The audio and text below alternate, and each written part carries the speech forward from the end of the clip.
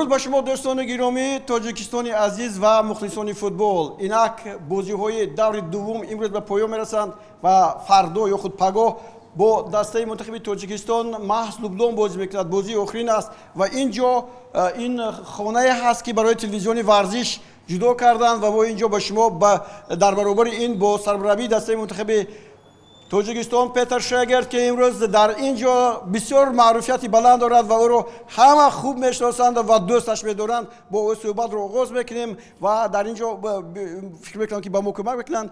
خوش آمدید با نزد تلویزیون ورزش. یک بازی دیگر ماند و این بازی با دسته منتخب لبنان است. ما پرسیدنی بودیم که پیش از این بازی شما علاقه به فوتبال بازون چی گفتید و چگونه تیاری دیدید؟ First of all, salam alaikum to Tajikistan, to everybody. Thank you, and salam alaikum to all Basish people. For us, it's the final. We know before the tournament, before we coming, that the third game will be our final. We make a good position against China. We play draw. Against Qatar, okay, we must lose. All right, this is okay. We have to accept it. But we from beginning of the tournament, the coaches, we know the final game will be against Lebanon.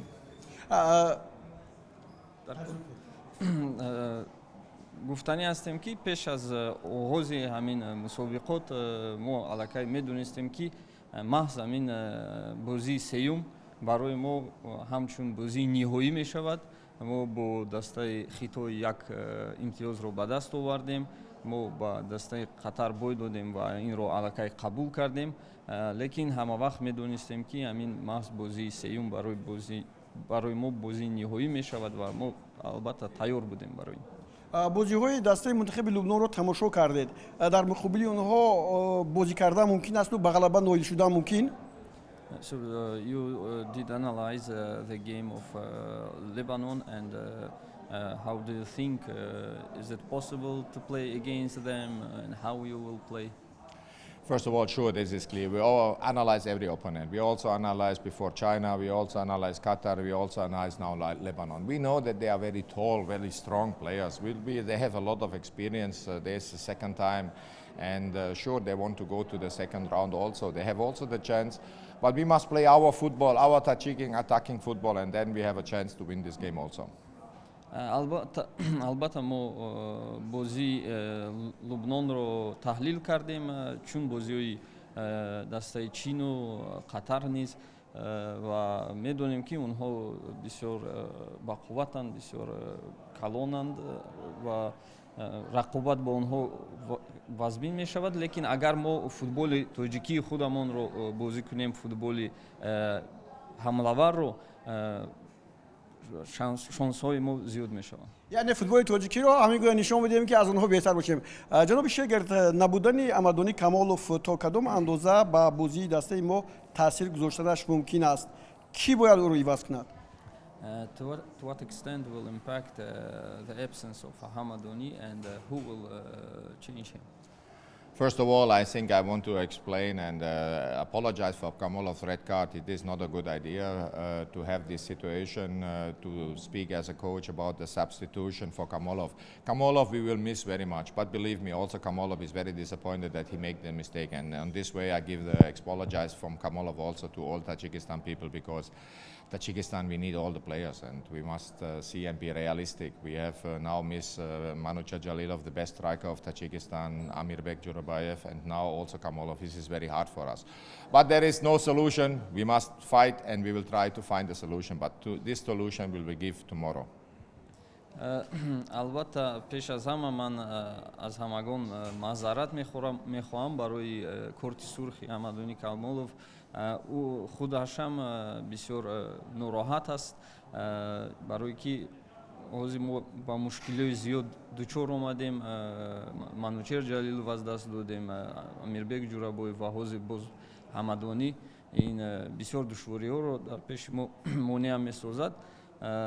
لیکن کی او رو عوض میکند فرد معین می شود، برای که من نمیتوانم این سیر خودمون رو محض حاضر به همگان گشایم.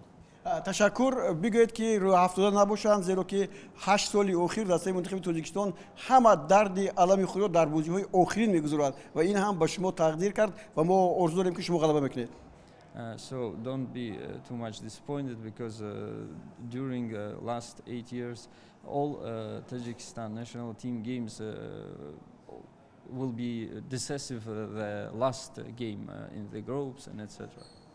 So we will try to find the first final for Tajikistan and make it positive. I hope we have a second, maybe a third, maybe a fourth final. This is my dream for Tajikistan people. Rahmat Tajikistan. سلامت باشید. Boshi! سلامت باشید. من میخواهم که با همه تشکر گویم و خواهان آن هستم که این بازی فینالی ما یکی از بازی‌های فینالی باشد و شاید که بعد از این باز یک بازی فینالی شود و باز یک بازی. خب دوستان گرامی گزارش ما رو ادامه میدیم. اینجا پرویز جان عمربایف هستند. پرویز جان عمربایف خوب هستید. من فکر میکنم که رویتون بالیده است و فوتبال بازانی ما همه رویهشون مثل پرویز جان بالیده است. خب چند سخن میگفتید در حقیقت تیاری چگونه است و با کدام روحیه این بازی یا آخرین است یا بازی فینالی است که طوری که گفتم. Салам алейкум, Бахама. Подготовка идет очень хорошо, и каждый из нас знает, что какой матч нас ждет, и каждый из нас готовимся очень серьезно. شما میدونید که اگر از این بازی شما بالا روید با دوری من بعد قهرمانیتون بیشتر میشود، یعنی شما هم قهرمان ها میشوید. Хама ба фикриаму я ният кадестем ки хай насиб ай группа бромада. Хама медонад ки что нас ждет. با فوتبال بازان گوید که تلویزیون ورزش در همین جا هست. مردم تاجیکستان با چشم امید به شما نگاه میکنند. بگذار که در حقیقت این تاریخی که شما میسازید امروز درباره بازیتون بسیار حرف میزنند باز هم بیشتر باشد و شهرت شما فوتبال تاجیک بالا رود. Хай насиб, хай мы сделаем все возможное, чтобы выйти из группы, и болельщиков мы хотим кому да химов вход двокна.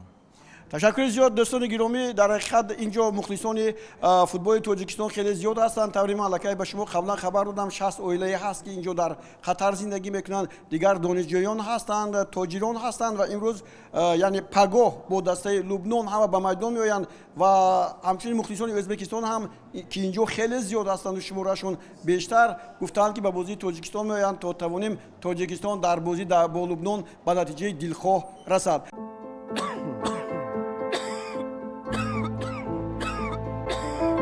شما سولفا شدید و آن نه تنها شما را ناراحت میکند. شربت برمیسول سولفا را رفع، نفس کشی را آزاد، خشکی گلو را برطرف میکند.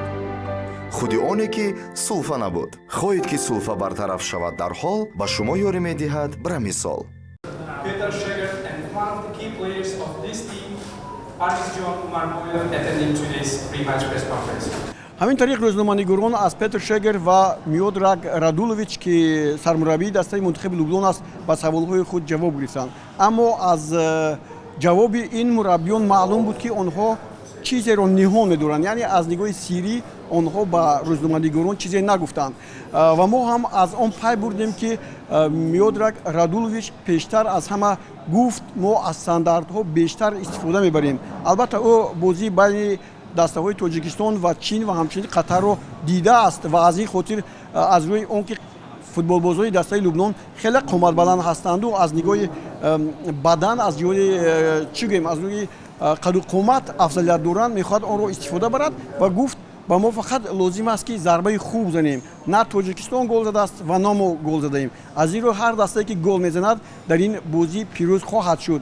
اما دسته تاجیکستان گفت یکی از دسته‌های بهترینی هست که من اینجا دیدم و برای ما بسیار دشوار هم هست. برای هر دو دسته هم دسته منتخب تاجیکستان و هم لبنان این بازی از مهمترین بازی است که میتواند یکی از دسته‌ها را راهنمایی کند به 8-1 نهایی و دیگری را به کشورش برگرداند.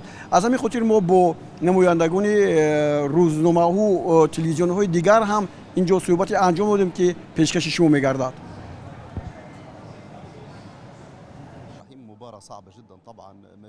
بازی بین دسته های منتخب تاجیکستان و لبنان بسیار دشوار خواهد بود، زیرا برای هر دو دسته امتیازها ضرورند. من بازی دسته های منتخب تاجیکستان و چین را تماشا کردم و اینچنین قطر را. دسته شما بسیار ملکه مهارت خوب دارد، هم در خط دفاع و هم در پیش، اما گل زدن نتوانستند. امیدوارم که دسته منتخب تاجیکستان به دوری بازی‌های 8-1 نهایی می‌گذرد.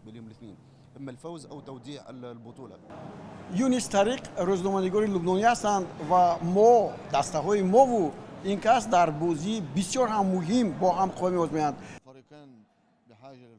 бале ин бозии ниҳоят душвор хоҳад буд ҳам барои дастаи мунтахаби мо ва ҳам барои дастаи мунтахаби шумо. аммо дар пеши мо афзалият аз он аст ки футболбозони мо бисёр ҳам қалбаланд ҳастанд ва метавонанд ки аз нигоҳи фаннӣ футболбозони шуморо хуб зери фишор бигиранд ва гол зананд.